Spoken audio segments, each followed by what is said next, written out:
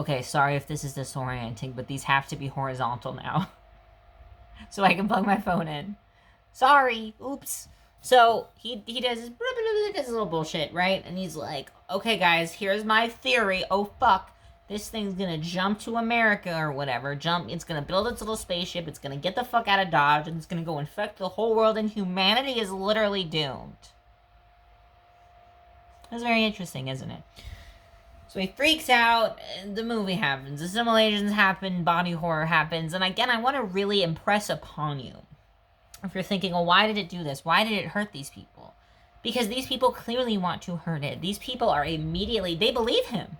He tells this to him, and everybody's like, fuck, they're right, this thing's going to destroy humanity. No mind that there's really no evidence that that is this thing's intentions. There's no evidence as to whether or not this thing is intelligent life, whether it can understand what they're saying, whether it has any wants or needs of its own, whether it requires assimilation to live. There is zero consideration, zero discussion, and zero thought put into why this thing would want to do that other than, well, it's mindless. It just wants to do it, and if it does it, it'll be really fucking bad. Nobody think too hard about it, okay? And now the thing is present for this, almost certainly by this point. The thing is aware that this is what they think, and the thing is aware at this point of how this crazy creature they've stumbled upon reacts to these things, which is with immense violence. So the thing is on high fucking alert.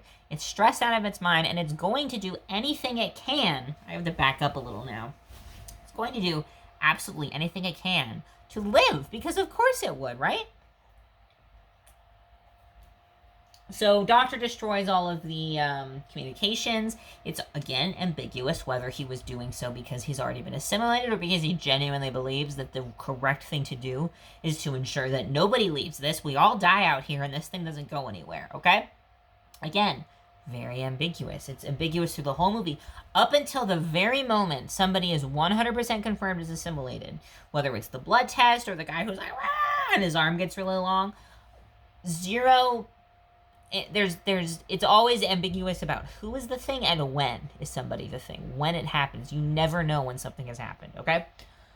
So Blair gets assimilated, obviously, at some point. Unclear. Probably before he does that, because he basically immediately gets locked into the thing, cellar thing, as it were, and starts working on the spaceship. And while it's possible that the thing was able to get in there and assimilate, I feel like it's probably more likely he was assimilated ahead of time. And he understands that if these guys call literally anybody, all that's in it for me is more violence. And I'm not going to get the fuck off this piece of shit planet that is just really cold and icy and everybody's terrible. Okay? So he, as Blair, rips out breaks everything, rips it out, and he threatens the crew. But he doesn't harm them. He has a gun. Now, he does try and fire and miss, which I'm going to say, the thing was probably trying to kill these people, but it wasn't trying to do so seriously. Well, why wasn't it just waiting it out? Think about it.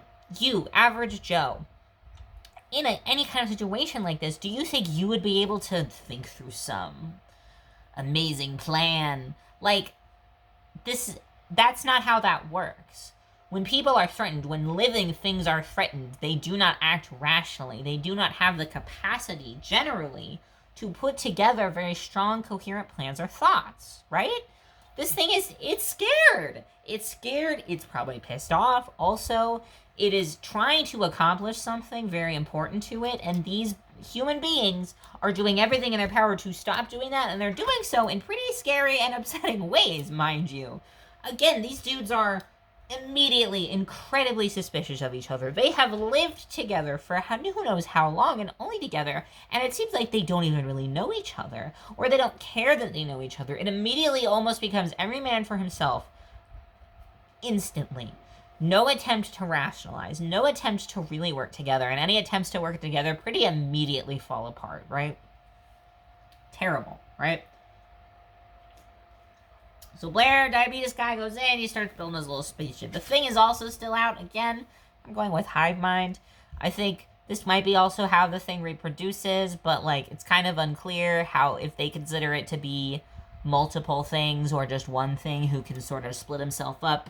I don't really think it matters that much. The movie progresses. MacReady becomes increasingly violent and aggressive and single-minded in his need to destroy the thing. Now, where was that he was a vet of again? What did you say? Vietnam? Interesting. So, and he seems to be the only guy who's got any of his shit together, probably because he's ex-military, so he kind of has experience in situations where he others somebody and dehumanizes somebody and is able to rationalize to himself the very violent actions he is taking against his fellows in order to nullify this threat, so to speak. Right? Interesting, isn't it? I once again point out, a lot of the transformation scenes seem genuinely painful for the Thing. If we can assume that upon assimilation, you are the Thing now, you know, when the Thing screams while transforming, that's not the guy that used to be screaming. That's the Thing screaming. When they pop that guy's chest open and he's screaming in pain, he's already the Thing. And I think, personally, that the Thing is able to assimilate, but it's not something it's supposed to do a lot. You know, it's a thing it can do, and maybe a thing it does do to assume a physical form, but I get the sense that the Thing in its own planet does that, and then, like, is that thing for a while until something happens to harm that body, to damage that body, and then it has the ability to sort of, you know, like a hermit crab finding a new shell, right? So the Thing kind of being forced to assimilate so much and change form so much, I think, is genuinely harmful to the Thing. Every time we see it transform, it's kind of drawn out, it's portrayed as grotesque, and the Thing in question is usually screaming, presumably in pain. It probably takes a lot of energy and biomass to do these things, and it only does so when it's caught, when it's scared, when it's about to freeze to death out in the Antarctic cold, for example, when it's about to get its cover blown, whatever. But it's trying to build... If we assume the Thing really is some viral infection, right? How does Blair know how to fix the spaceship?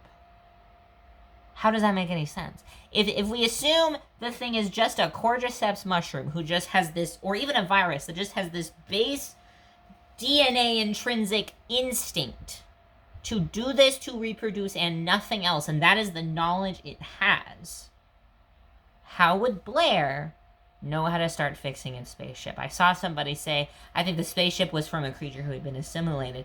So do we assume that the virus carries all memory up till that point with it? If that's the case, would that not make it intelligent life? No, the Thing knows just how to fix its spaceship, which tells me that's its spaceship. And in A Thing to Another World, the original movie, that is its spaceship. Like, I think it's... John Carpenter does make quite a number of changes.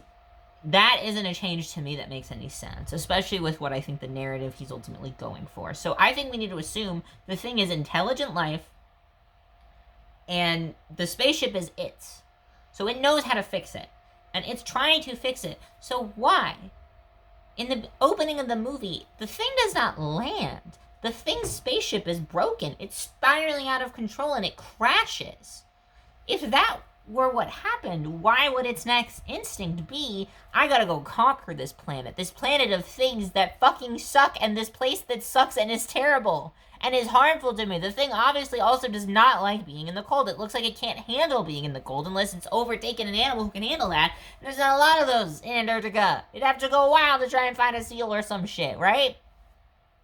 So why would it want to do that? Why would it have any reason to do that? Maybe it's just trying to do its own thing. But these guys, these American men whose lead is a Vietnam War veteran during the Cold War, by the way, are being unnecessarily suspicious because of their preconceived notions about what happened at the Norwegian base, about what this thing wants to do solely based on its biology.